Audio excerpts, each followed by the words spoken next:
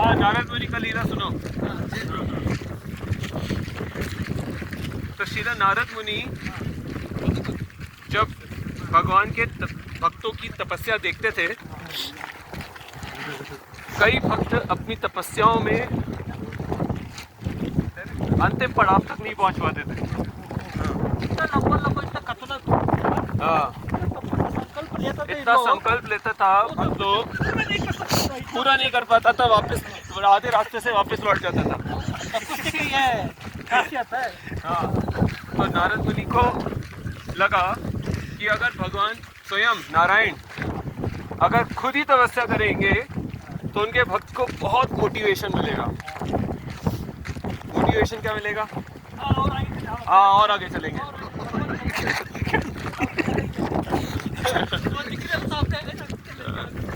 हाँ, तो भगवान को वो जाके उनके वैकुंठ में बोलते हैं, भगवान, हाँ प्रभु, आप अपने भक्तों का प्रोत्साहन करें। आप अगर स्वयं तपस्या करेंगे तो आपके भक्तों को तपस्या करने के लिए और ज़्यादा प्रोत्साहन मिलेगा। तो भगवान सोचते हैं कि सही बात है, यहाँ पे मैं ऐश्वर्य में हूँ, हाँ, स्वयं साक्षात लक्ष्मी मेरे चरण दबा रही हैं और उधर मेरे भक्त इतनी कठोर तपस्या कर रहे हैं, सर्दी गर्मी धूप तूफान आंधी सबको सहन कर रहे हैं, तो मुझे भी उनका प्रोत्साहन और उनका मार्गदर्शन करना चाहिए। हाँ, तो बद्री विशाल आ जाते हैं, लक्ष्मी जी को बोलते हैं कि आप नाग कन्याओं को अपना संग देने के लिए थोड़ा सा जाए। काफी समय से नाग कन्याएं आपकी संग की तलाश कर रही हैं। लक्ष्मी देवी नाग कन्याओं को संग देने के लिए नागलोक चली जाती है और इधर भगवान बद्री विशाल किधर आ जाते हैं?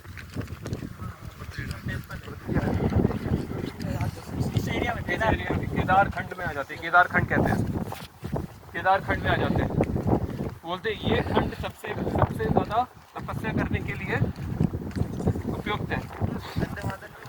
गंधमादन पर्वत भी बोलते हैं इसी को। हनुमान जी इधर ही आके जड़ी बूटी लेके गए। गाँव माझी है भाई, फिर गंधमादन, हाँ, और वो नीलकंठ, हाँ, नर नारायण, हाँ, हिमालय, हाँ, इनमें डिफरेंस है। नहीं, एक ही, जैसे कई नाम है ना, एक ही चीज़ है। हिमालय के 5 खंड हैं। एक कश्मीर खंड है, एक नेपाल खंड है, एक कुमाऊं खंड है, एक ये शिवालिक खंड है जिसको गढ़वाल भी कहते हैं। ऐसे करके 5 खंड हैं। हाँ, आगे तो क्या बता रहे थे? केदार खंड में आ जाते हैं, भगवान केदार खंड आते हैं। भगवान केदार खंड आ जाते हैं। बोलते हैं ये तपस्या के लिए सबसे उपयुक्त जगह है। और वो साथ में किसको लाते हैं? नर, यानी कि अपने आप को एक्सपेंड करते हैं नर के रूप में, और अर्जुन को भी लाते हैं। एक और लीला आती है जिसमें वो इसलिए इस खंड में आते हैं क्योंकि जब हमने सुना था ना, जो सहस्त्र कवच था, तो सहस्त्र कवच का मैंने यहाँ पे एक जगह कथा चल रही थी, थोड़ा सुना मैं, तो बता रहे थे कि एक कवच को तोड़ने के लिए 10,000 वर्ष की तपस्या लगनी थी। एक कवच को तोड़ने के लिए, और ऐसे उसके 1,000 कवच।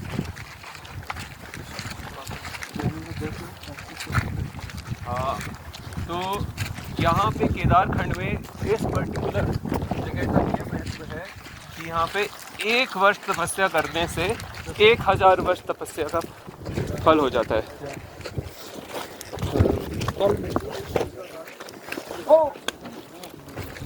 प्रभु एक जो पास्ता में वो ये भी बोलता है कि हाँ, भगवान जो है जब नारद जी बोलते हैं कि आप चाहिए और तपस्या करिए, तो भगवान छोटे बच्चे के रूप में बता रहा हूँ, आ रहा है।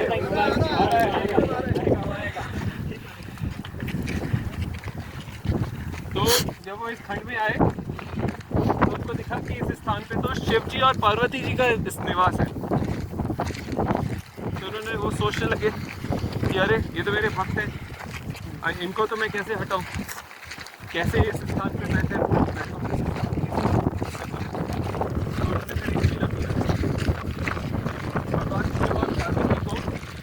इच्छा हुई बद्री विशाल की प्रेरणा से कि वो तप्तकुंड में स्नान करें।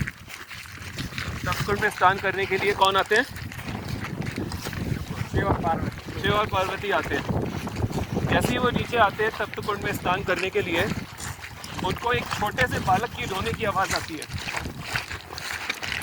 दोनों ही अचंभित हो जाते हैं कि इस विशाल पर्वत पे, इस बर्फ जैसी जगह पे कौन यहाँ इस बालक को छोड़ गया और कब छोड़ गया और कब से ये रो रहा है। इसकी माता पिता कौन है? भगवान शिव को समझ ही है कि ये स्वयं साक्षात कृष्ण है और ये कुछ लीला होने वाला है।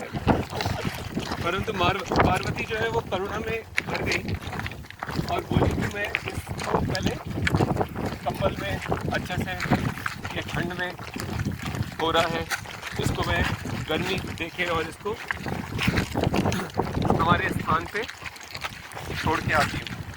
तो शिव जी बोले कि पार्वती जी को एक वार्निंग दे देते हैं। हाँ, कि अभी जो तुम्हारी करुणा है वो बाद में तुम्हें उसके लिए पछतावा होगा।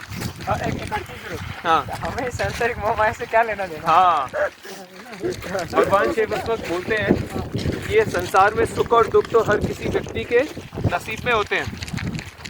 अगर ये बच्चा रो रहा है, ये उसका नसीब है, तुम उसको जाके उसका नसीब को परिवर्तन करने का प्रयास मत करो, तुम मेरी आज्ञा को मानो। पार्वती जी बोलती है नहीं। ये बहुत विचित्र है कि माया खुद माया में पड़ गई। तो ये बद्री विशाल की प्रेरणा थी कि माया खुद माया में पड़ी है। एक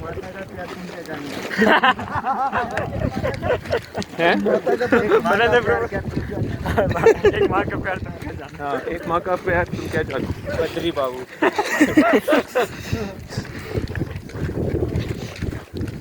तो पार्वती जी उनको छोड़ के, अपने स्थान पे छोड़ के नीचे तप्तकुंड में आती हैं।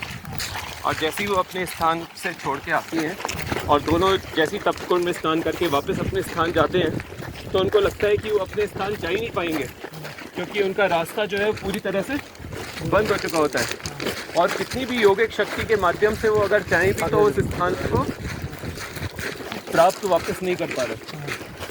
तो भगवान शिव उनको, पार्वती को अब याद दिलाते हैं और बोलते हैं कि ये हमारे स्वामी स्वयं नारायण हैं और उन्होंने ही हमें प्रेरणा दी कि हम तप्तकुंड में जाएं, और अब वो इस स्थान पे निवास करना चाहते हैं। तो चलो अब हम किसी और स्थान पे चलेंगे। ऐसा बोल के दोनों लोग केदारनाथ चले जाते हैं, जो प्रेजेंट केदारनाथ है। और ये यहाँ पे एक आदि केदार मंदिर भी है, जहाँ पे जो स्मारक है कि पहले यहाँ पे पार्वती और शिव जी का निवास था।